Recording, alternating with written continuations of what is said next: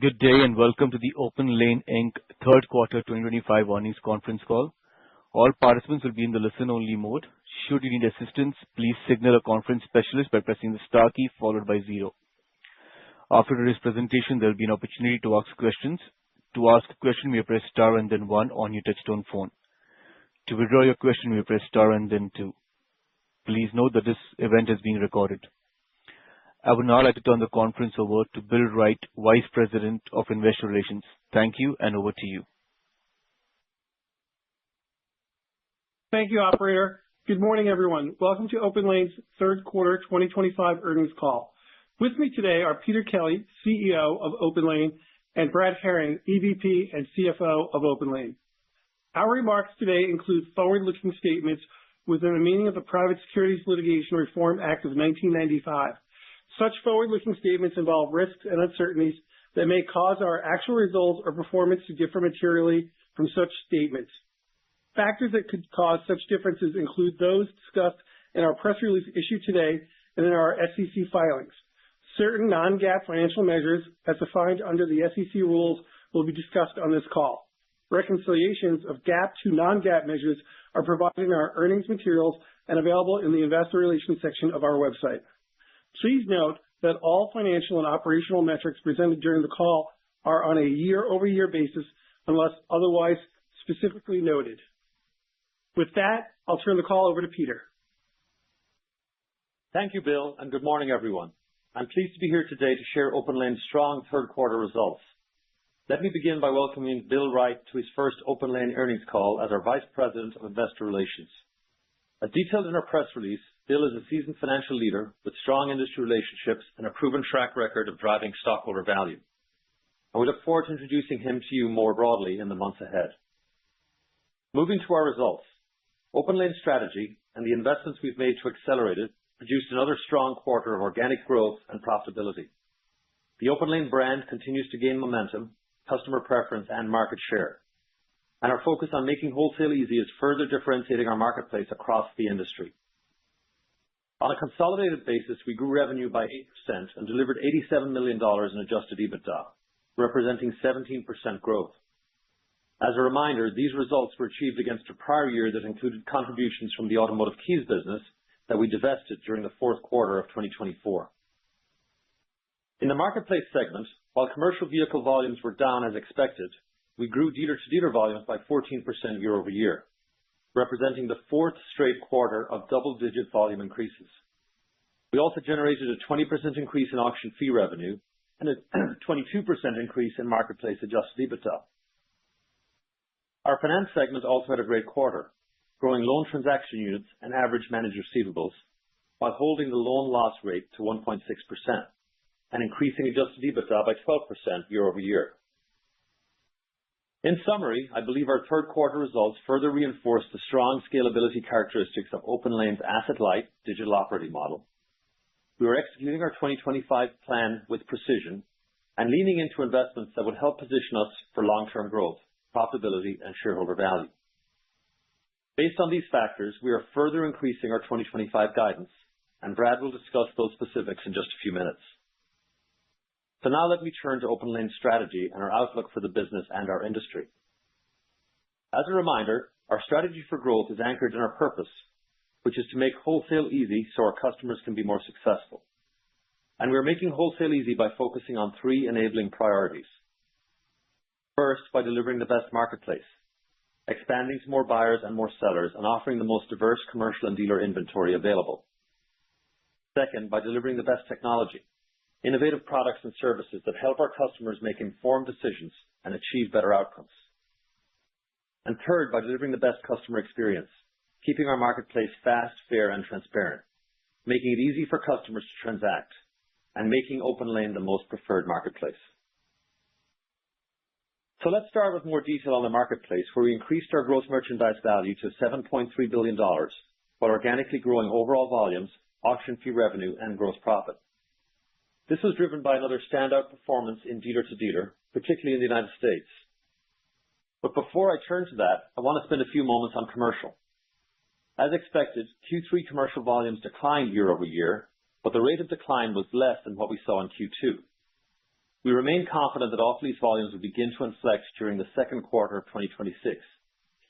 And given our clear market leadership position, our long-standing customer relationships, and our deep integrations with OEM, captive finance, and financial institution customers, OPENLANE remains best positioned to capture this re-emerging opportunity. In dealer-to-dealer, OPENLANE executed very well across the business. The U.S. drove the majority of OPENLANE's double-digit volume increase in dealer, with Canada also contributing solid mid to upper single-digit growth. In the U.S., we also conducted a record number of dealer vehicle inspections during the quarter, and the year-on-year growth in unique vehicles offered for sale exceeded the year-on-year growth in vehicles sold. We continue to expand our customer base, enrolling thousands of new dealers onto OPENLANE, and had another record quarter of customer engagement, with double-digit increases in unique buyer and seller activity. We also continue to make solid progress in our efforts to increase our market share with North America's largest franchise dealer groups. Based on our analysis of AuctionNet and other publicly available data, OPENLANE's dealer growth in North America during the quarter significantly outpaced the industry and resulted in meaningful market share gains. On our last call, we received a few questions about the why behind our accelerated growth, and specifically what OPENLANE has been doing differently. And while I believe our success is a result of our strategic focus on delivering the best marketplace, technology, and customer experience, I believe there are several primary drivers that are fueling our growth and fortifying our competitive position for the future. First, our brand and platform consolidation work has dramatically simplified our company and clarified our purpose. That simplification enables us to focus our investments and resources on growth and prevents any distraction from pursuing non-core activities. Second, I would highlight the uniqueness of our inventory and marketplace participants. Our leading private label programs directly connect us to the majority of franchise dealers in North America. And in dealer, our go-to-market investments are helping us increase market penetration and wallet share. This combination of franchise and independent customers with a broad selection of inventory is highly differentiating for OPENLANE. Third, we are empowering our marketplace with innovation and technology, injecting AI and OPENLANE intelligence into key areas such as vehicle recommendations, pricing, and condition report transparency. During the quarter, we released our new Audio Boost feature, which allows dealers to visualize and listen to actual engine recordings, easily identify AI-detected anomalies, and even compare that audio to other ideal or healthy engine recording. Next, I want to credit our ongoing work to leverage AFC and their extensive network of local independent dealers to power the OPENLANE marketplace. AFC is a category leader and contributes meaningfully to our financial results. Additionally, there remains a significant opportunity to cross-register dealers, integrate our technology, and bundle new products and services, all efforts that we are actively advancing. During the third quarter, we increased the number of AFC dealers registered on OPENLANE by over 900 basis points. And now, nearly half of all AFC dealers can directly transact on our marketplace. Additionally, we introduced a new AFC recommendations carousel that suggests OPENLANE vehicles to AFC dealers whenever a floor plan loan is paid off. Though still in the early stages, this feature has already driven several hundred new OPENLANE registrations and more than 300 unique OPENLANE marketplace engagements each week. And we have grown both AFC floorings on OPENLANE and OPENLANE purchases floored on AFC by double digits year to date. And finally, we continue to invest in people and technology to deliver an exceptional customer experience. OPENLANE is a digital marketplace leader in a relationship business, and our relationship-first approach is helping the OPENLANE brand grow in preference and keep our transactional NPS scores in the great to excellent range. So when you add all this up, I believe OPENLANE offers a very compelling value proposition to our customers. It provides a fast, easy, and efficient platform to buy and sell, one that delivers better outcomes for buyers and sellers at a highly competitive price point. As one of our dealer customers recently commented on our NPS survey response, OPENLANE has made wholesaling much easier. I used to have to pay a lot of freight to get to the auction, and now you guys come to me. Thanks for making my job easier and more profitable. I think that customer statement sums up very nicely what we're trying to do for all of our customers, which is to make their jobs easier and their businesses more profitable. Looking beyond OPENLANE, there are also a number of industry and economic trends that we are monitoring that may impact our business going forward. First, we continue to track new vehicle affordability, loan delinquencies, and general economic uncertainty. These could have positive short-term side effects as consumers turn to used vehicles, but potentially longer-term challenges if retail new vehicle sales were to meaningfully decline or if consumer retail credit tightens. Next, the tariff situation remains relevant and may still be a headwind, though there is more clarity today than there was 6 months ago, and manufacturers and consumers appear to be adjusting. New lease origination rates were healthy in the third quarter, and consumer lease equity is declining. So I remain confident that the commercial vehicle volume recovery will begin early next year and extend through 2027 and beyond. And according to our analysis, the wholesale industry continues to shift from physical to digital channels, a positive for both our dealer and commercial customers. So just to summarize, we had another strong quarter of financial and operating results. We're executing our strategy with focus and discipline, and that strategy is resonating with our customers. Because of that, I believe the key elements of our value proposition for investors remain very compelling. OPENLANE is an asset-light, highly scalable digital marketplace leader, focused on making wholesale easy for automotive dealers, manufacturers, and commercial sellers. There is a large addressable market in North America and Europe, and we are uniquely well positioned in both dealer and commercial. Our customer surveys and third-party research suggest we are the most preferred pure-play digital marketplace in the industry. Our technology advantage is a competitive differentiator. Our floor plan finance business, AFC, is a high-performing business that is highly synergistic with the marketplace. We are cash flow positive with a strong balance sheet, and we believe our business has the capability to deliver meaningful growth, profitability, and cash generation over the next several years. So with that, I will turn the call over to Brad. Thanks, Peter, and good morning to everyone joining us today. Starting with consolidated revenues, we're reporting revenues in the quarter of $498 million, which represents growth of 8%. Just as we reported last quarter, the key driver of our revenue growth was in our marketplace segment, which we'll dive into a bit more shortly. Consolidated SG&A for the quarter was $111 million, which is up 14%. The year-over-year increase was split nearly equally between higher incentives related to 2025 performance and targeted investments we've made in our go-to-market and marketing efforts. Excluding the incremental incentives in our growth investments, our core SG&A actually declined a percentage point as we continue to monetize efficiencies in our back-office functions. Consolidated adjusted EBITDA for the quarter was $87 million, which represents an increase of 17%. The resulting adjusted EBITDA margin for the quarter was approximately 17%, which reflects margin expansion of 130 basis points over the same period last year. Consolidated adjusted free cash flow for the quarter was $5 million, which represents a conversion rate of 5%. I mentioned on the call last quarter that we'll be talking about free cash conversion more on an LTM basis, given the volatility and timing considerations across quarters. On an LTM basis, our conversion rate was 61%, which is lower than our previously mentioned expectation of 75%. The main driver for the lower conversion rate was strong growth in our financing segment that used cash on hand to fund a portion of the $140 million increase in our loan portfolio. This increase typically shows up in Q4 as dealers build inventory for the spring tax sale season. However, this year we pulled forward that growth into Q3 with some initiatives targeted to opportunistically grab share in selected markets.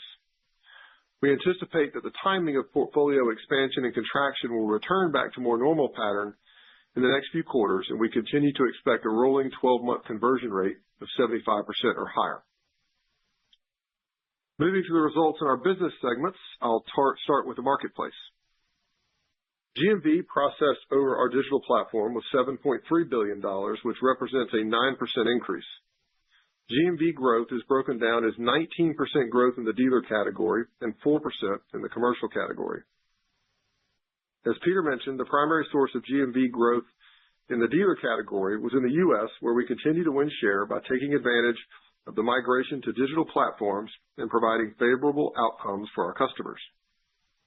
Auction fees in the marketplace grew by 20%, driven mostly by the previously mentioned volume growth in the U.S. dealer business, as well as some modest pricing adjustments that were put in place over the last 12 months. Services revenues dropped 3% due to a comp that included the automotive keys business, which we sold in Q4 of last year. Excluding the impact of that divestiture, our services revenue is up 4%, tied mostly to the transport revenue from higher volumes. Adjusted EBITDA for the marketplace segment was $44 million, representing an adjusted EBITDA margin of 11%. This reflects growth of 22% and 110 basis points of margin expansion.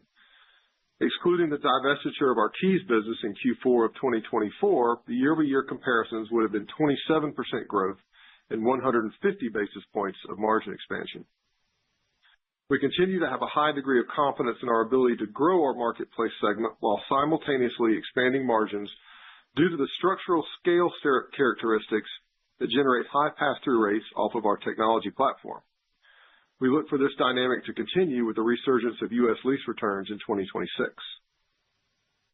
Turning to our financing segment, our average outstanding receivables managed in the quarter was $2.4 billion, which is up 11% year-over-year. Year-over-year growth was driven by a 5% increase in the average balance per transaction and a 5% increase in transaction counts. These are both positive for our business. Net yield for the quarter was 13.4%, which is down 30 basis points year-over-year.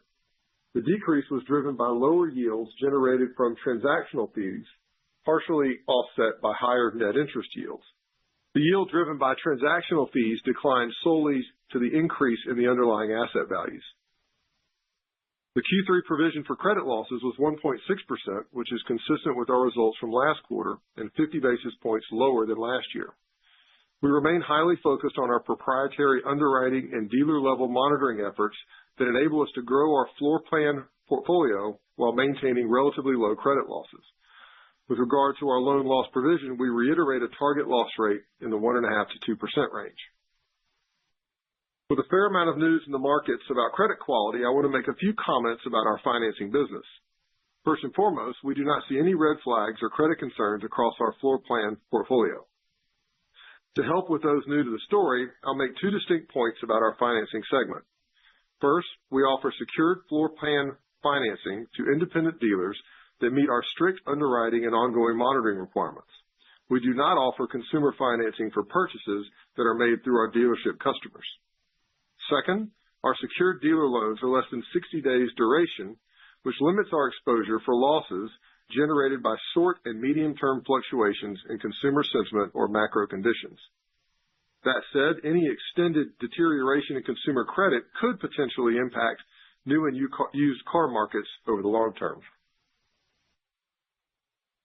The net result in the changes of the portfolio balance, the net yield and loss provisions, are an adjusted EBITDA for the finance segment of $44 million, which was up 12%. Moving to capital considerations, we had a few items to highlight in the quarter. Most notably, in Q3, we announced our intent to repurchase approximately 53% of our outstanding Series A convertible preferred shares. This purchase was funded through a term loan offering that was completed in early Q4. With the capital raise complete, the purchase of Series A convertible preferred shares was subsequently closed on October 8th. Assuming the conversion of the remaining preferred shares, this transaction reduces our fully diluted shares by approximately 19 million shares from 144 million shares to 125 million shares. The transaction also increases our debt outstanding by $550 million.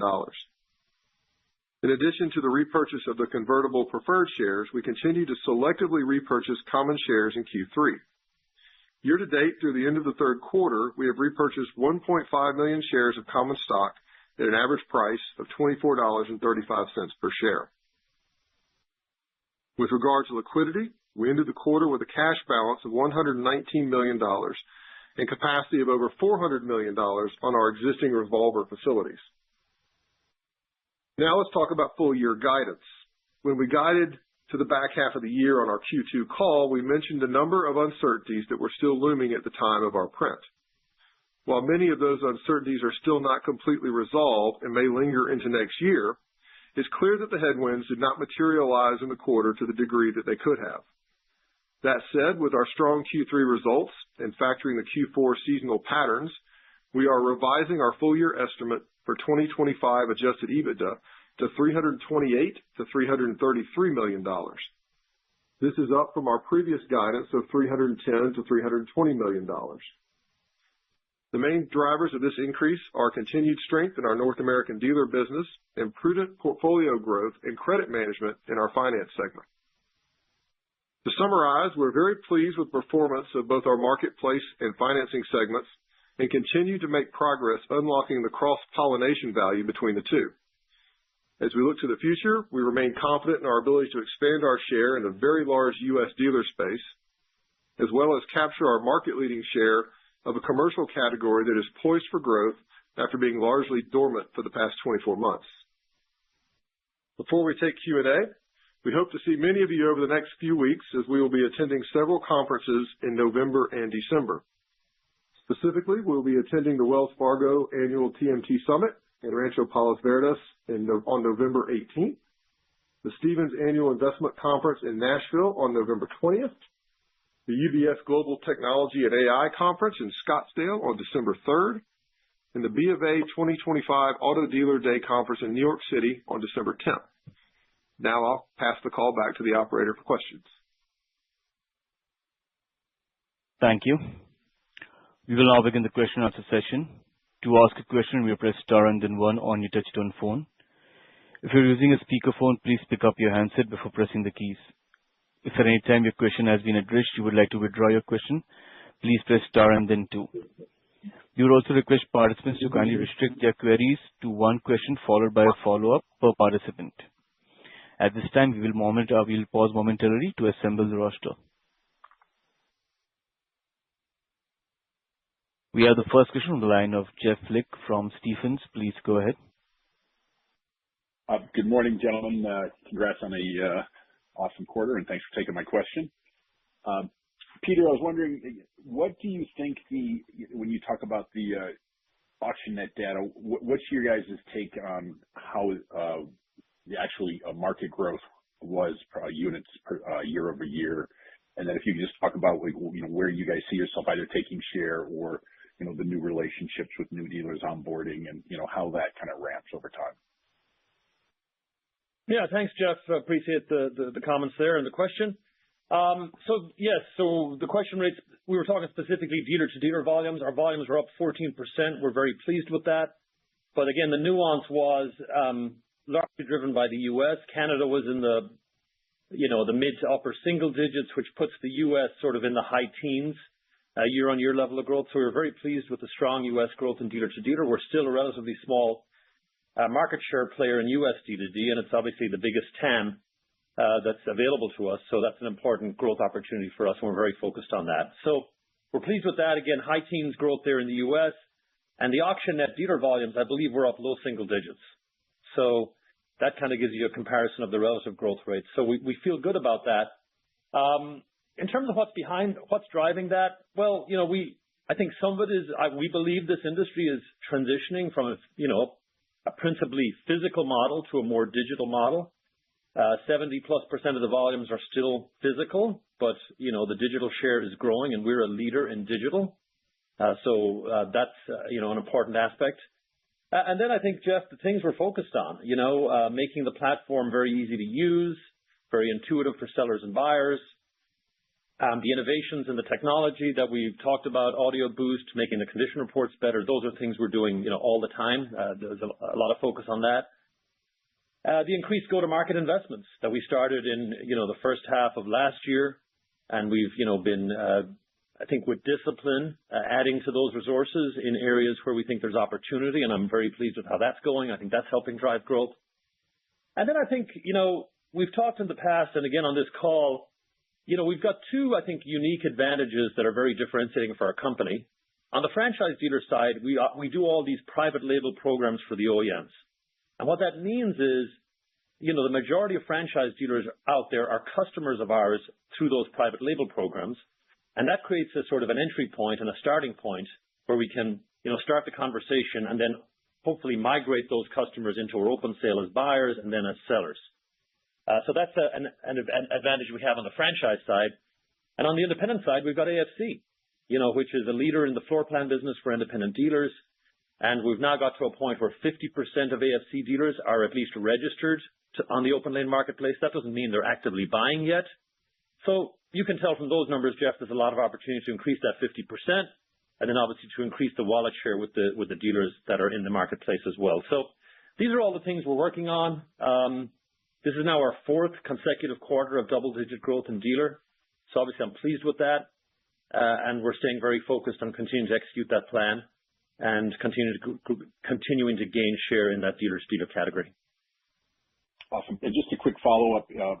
Any update on you're onboarding the additional OE customer and the captive finance customer in lease returns? I think you had mentioned that should hit sometime in Q4. Just curious, any update on the timing and then just kind of how do you see that ramping up in terms of magnitude? Yeah, so update on the timing is actually going to be Q1. It's going to be early Q1. And I spent a little bit of time with that customer actually this week, Jeff. Technology is essentially ready. It's ready to go live. Customer felt they wanted to de-risk, not do a December launch. They'd rather do a launch right at the beginning of the new year. So I think that's going to be an early Q1, but we're excited to get that across the line and up and active, and we're working closely with the customer on an onboarding and migration process for all of their dealers. So we're excited about that. Awesome. Well, congrats on the results and best of luck in Q4. Thank you, Jeff. Thank you. We have the next question from the line of Craig Kennison from Baird. Please go ahead. Hey, good morning. Thanks for taking my question. I'm looking at slide 7, and I'm just wondering if you can provide any tangible examples that illustrate how OPENLANE and AFC are able to cross-pollinate each other's platform. Yeah, thanks, Craig. Appreciate the question and the comments there as well. I guess at the highest level, when I think about our marketplace, we serve commercial customers. Obviously, there's a relatively fewer commercial customers. Then we serve dealers, and dealers break down into franchise and independent. And both of those constituencies are really important customer groups for us. Franchise dealers are the buyers typically for our commercial cars, and they're principally sellers in the D2D market. And then independent dealers are largely the buyers of the D2D cars. They buy some commercial cars too, but they're obviously important customers of AFC. So that independent dealer category is a core customer group for us, very important for us. And obviously we've got those two different offerings, the marketplace and AFC. So, actively working to find those cross points and points of synergy is important. At a minimum, Craig, when that independent dealer is in the marketplace looking for inventory, and by the way, they source most of their inventory in the wholesale market because independent dealers don't get as much sort of retail trade-in traffic, in their business model. So when they're in the marketplace, we want to make sure they've got financing, that they've got the capital to go and, find vehicles and fund vehicles on their lot for the 60 days or so that it takes before they retail that car. So AFC, provides that dealer with liquidity, with capital in the marketplace, enables them to purchase and stock their inventory. So that's obviously important to us. And one stat we look at there is of the vehicles that dealer group constituency buys, what percentage do they floor using AFC? They have other floor plans. They have cash in some cases as well. So we look at that as an attach rate and obviously trying to drive that up. But I think the bigger one is the one I alluded to on the call.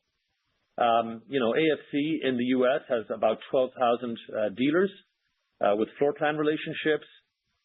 Most of those dealers are still not buying cars on the OPENLANE marketplace. At this point, about half of them are registered to buy, and a good number of that half are actively buying, but half of them are still not registered, and some of those are still, maybe from a business model perspective, still buying heavily at physical auctions. So over time, we're going to be talking to that customer group and educating them on the benefits of, our online system, the time benefits, the speed, the convenience, the lower buy fees, the purchase guarantees, the peace of mind you get, and obviously trying to increase that sort of adoption of our marketplace with that customer group. And that's proving very successful. I was very pleased, 900 basis point improvement. So went from 40 to 49% in one quarter. We're aggressively focused on that. Today we're running an independent dealer advisory board with a number of these customers to really hear what they have to say. How can we better serve them, help make wholesale more easy for them, improve their business operations, et cetera. So we're very focused on that, Craig.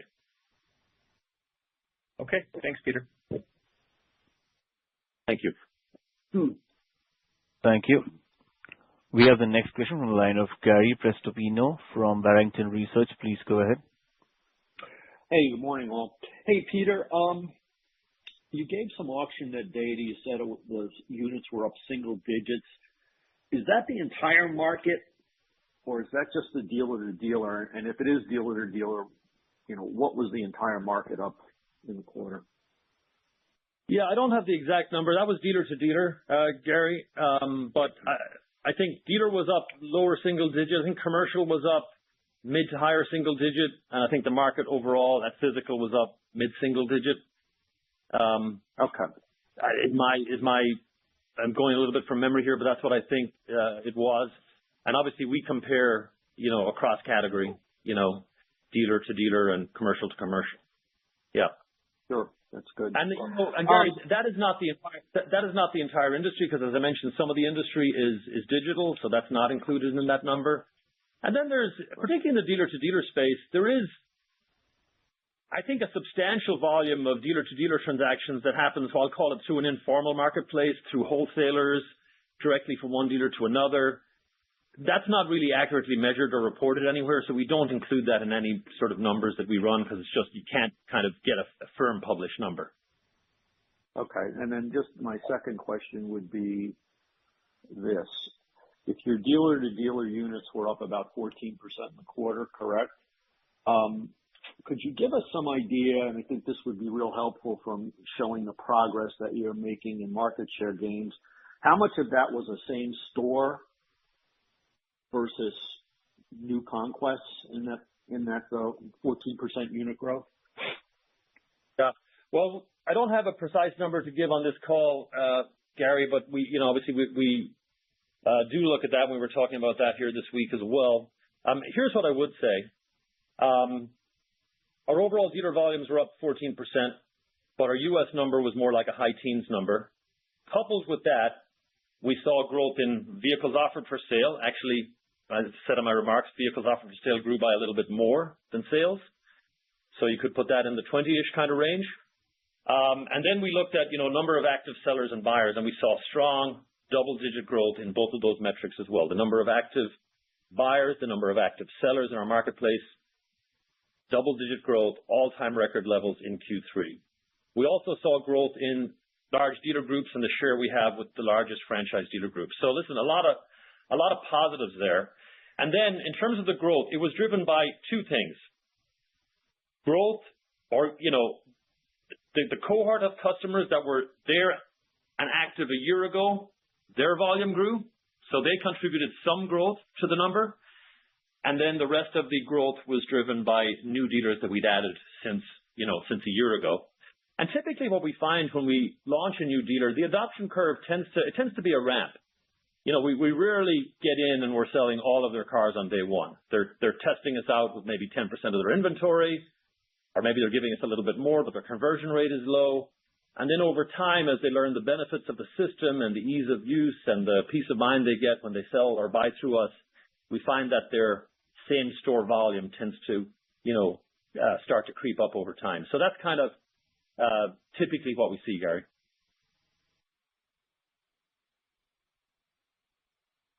Thank you. We have the next question from the line of Rajat Gupta from JP Morgan. Please go ahead. Great. Thanks for the questions and congrats on the good execution here. Maybe just to follow up on some of the questions earlier today, I wanted to see, obviously you have pretty strong growth here on the USD side, consistently strong market share gains in the last quarter and better than last quarter, I would imagine. I'm curious, have you seen any change or reaction from your physical competitors or maybe even digital competitors? Manheim recently, they acquired, their inspection business, taking it in-house. It seems like they are fine-tuning their digital strategy recently. I'm curious if anything that has changed when it comes to just the reaction from competitors. And I have a quick follow-up. Thanks, Rajat. Hey, I appreciate the question and I appreciate the comments there too. I don't know that I'd say I've seen anything that's sort of massively notable in the recent quarter on that front.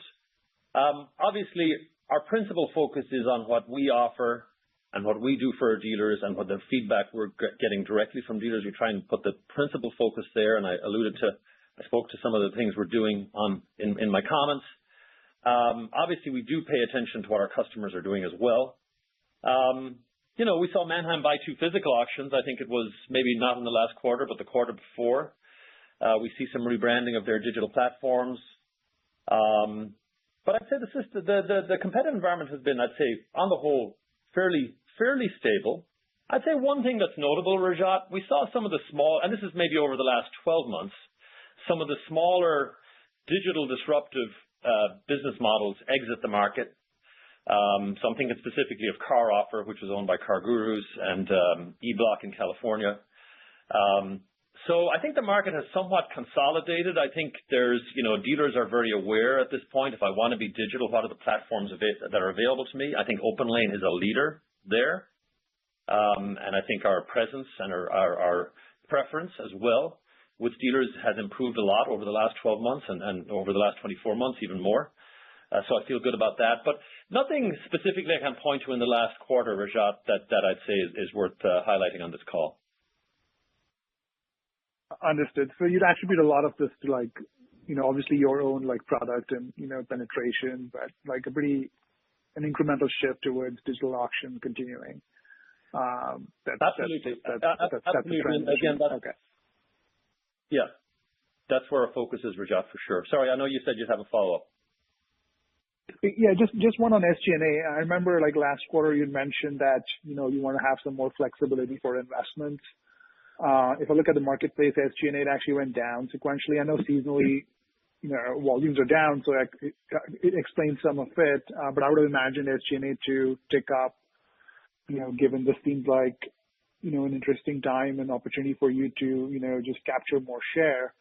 I'm curious if this is just more like a timing thing, or are you just seeing a lot of leverage, or is it both?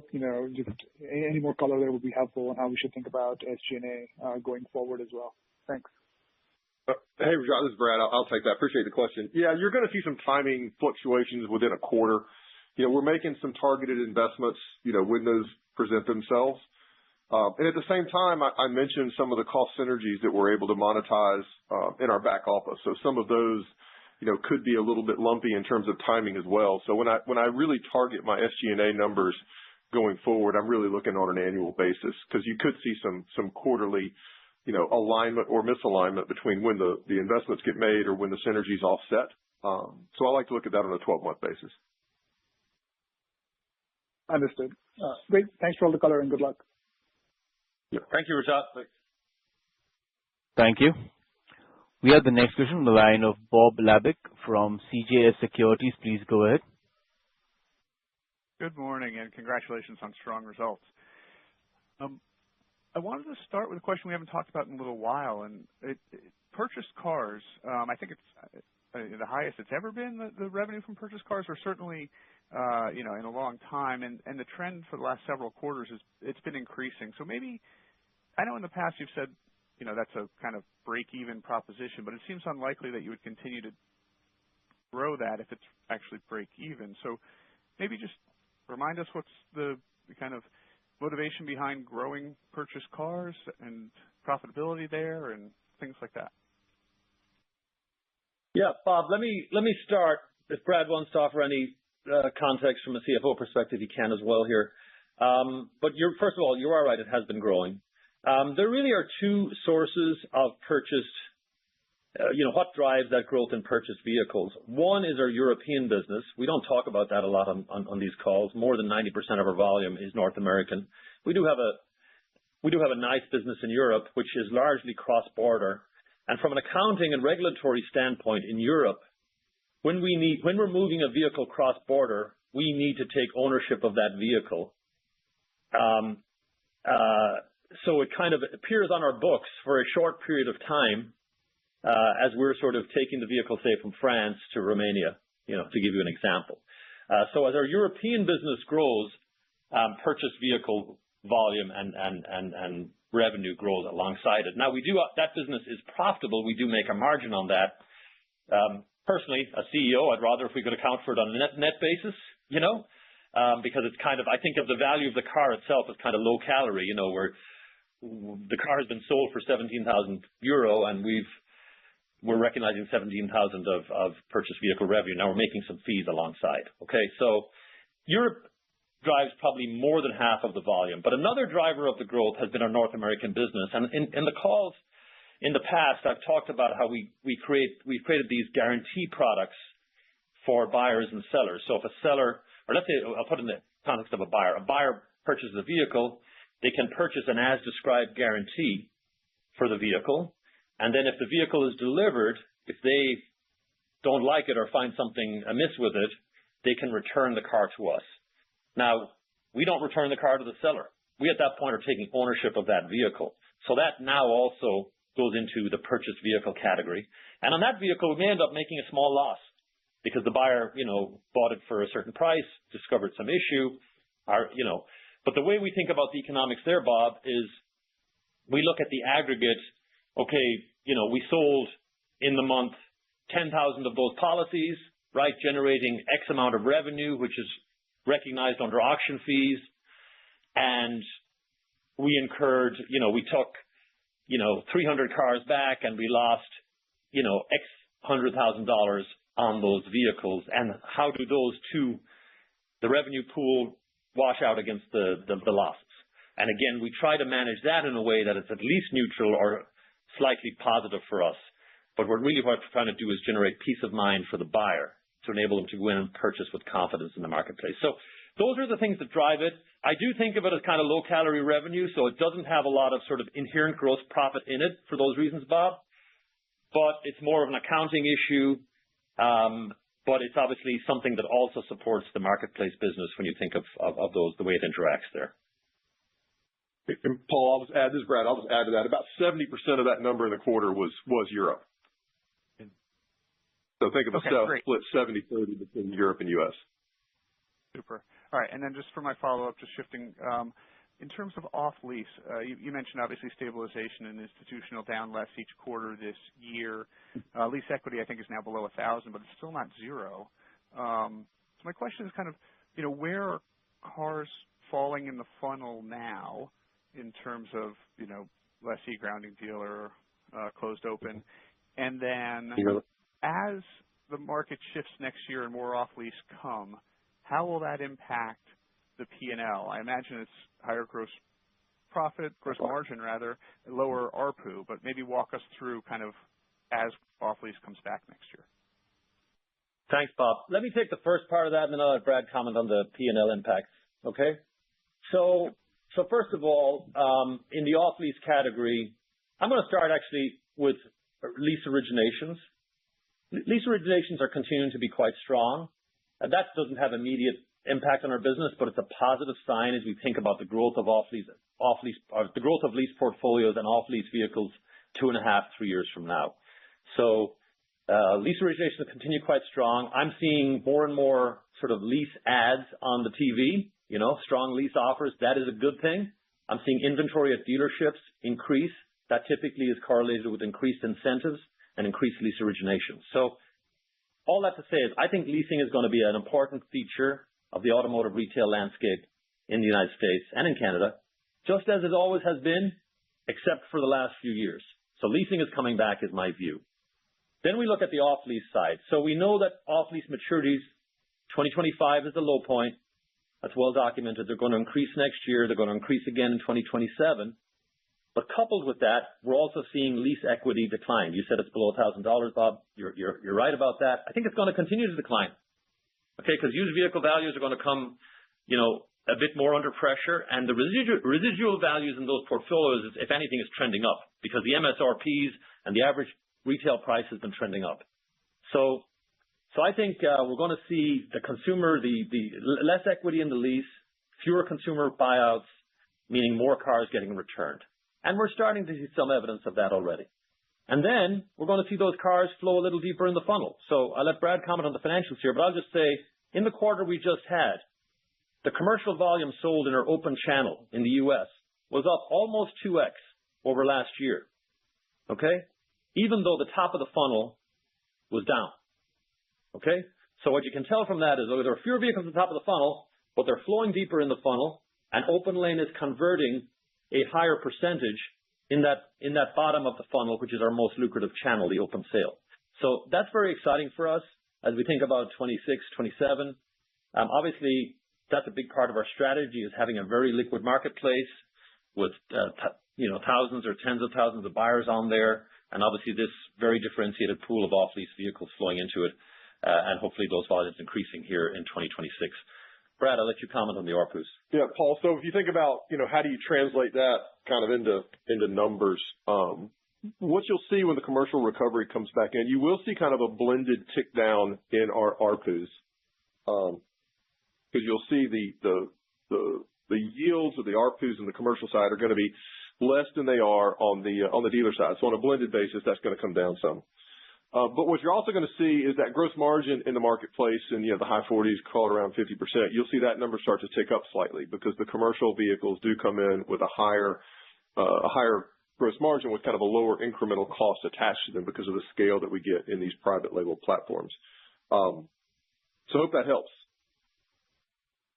Yeah, no, very helpful. And the info from Peter on the commercial open channel up 2x year over year is super. That's a great trend for you. So congratulations on that. Thank you, Bob. Thank you. This concludes our question and answer session. I would like to turn the conference back over to Peter Kelly, the CEO, for any closing remarks. Well, thank you very much, Myron, and thank you all for your questions, for joining us on the call today. We look forward to seeing you at the upcoming conferences in November and December, and remain confident in OPENLANE's ability to deliver meaningful growth, profitability, and cash generation over the next several years. Look forward to talking to you on our next call in early 2026. Thank you very, very much. Thank you. The conference has now concluded. Thank you for attending today's presentation. You may now disconnect.